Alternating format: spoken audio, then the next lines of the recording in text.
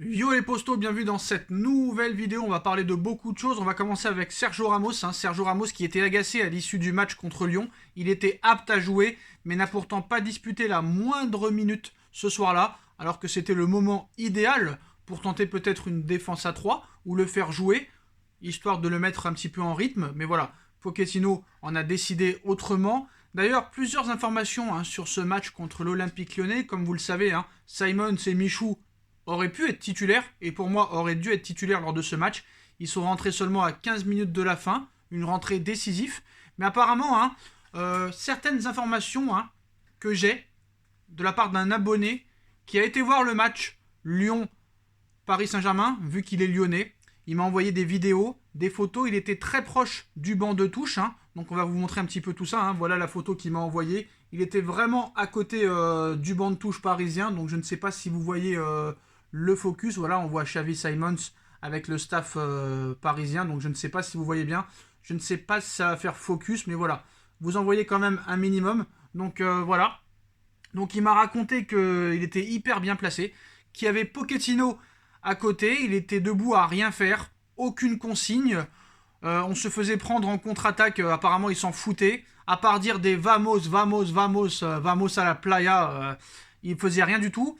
Et c'est l'entraîneur adjoint qui a demandé de faire rentrer les jeunes et non Pochettino. Pochettino ne voulait pas les faire rentrer. Ils ont discuté pendant 5 minutes avant de faire rentrer Simons et Michou.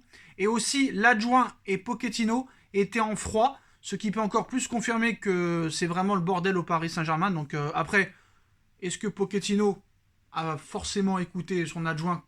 C'est possible. Après, c'est le coach Pochettino. Alors, même si c'est l'adjoint maintenant qui lui donne des ordres, ça prouve que ça devient quand même assez compliqué. Parce que quand tu veux pas faire rentrer un joueur, normalement, tu le fais pas rentrer. Mais là, c'est carrément ton adjoint qui vient t'expliquer que tu fais de la merde et qu'il faut faire certaines choses. Donc, à un moment donné, ça commence à devenir compliqué. En ce qui concerne le mercato, les postos, ça avance peut-être pour Layvin Kurzawa. Lyon est très intéressé, mais c'est un dossier très compliqué. Le salaire pose encore une fois problème. En ce qui concerne Angel Di Maria, il a repris l'entraînement ce mardi, donc il devrait être disponible lors du prochain match contre Brest. Alors, selon The Times, Marcus Rashford était en tête de liste des joueurs ciblés par le Paris Saint-Germain lorsque le Real Madrid s'est manifesté pour recruter Kylian Mbappé, afin d'éventuellement le remplacer. Paris apprécie beaucoup le profil du joueur de Manchester United. Donc voilà un petit peu. Alors, est-ce que le Paris Saint-Germain va relancer la piste Marcus Rashford si jamais Mbappé venait à quitter le Paris Saint-Germain? En tout cas, Cristiano Ronaldo pourrait être aussi une alternative.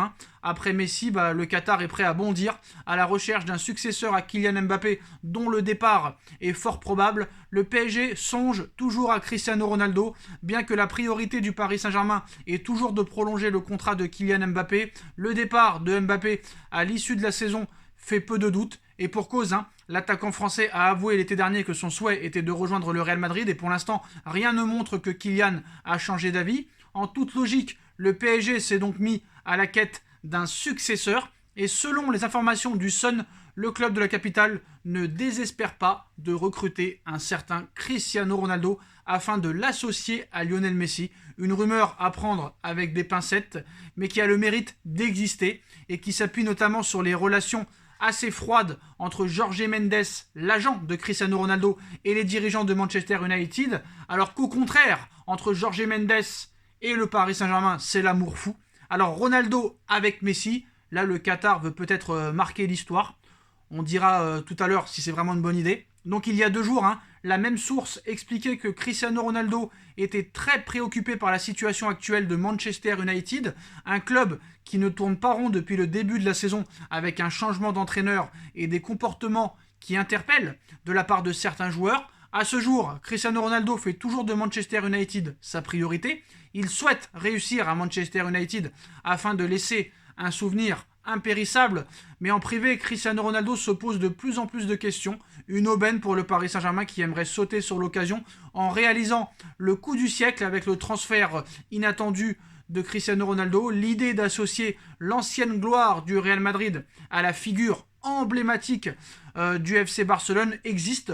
Par ailleurs, les dirigeants qataris, conscients qu'ils tiennent là une occasion unique de marquer l'histoire. Alors c'est vrai que pour moi, hein, franchement, l'avenir du PSG ne se fait pas avec des joueurs de 35, 36, 37 ans.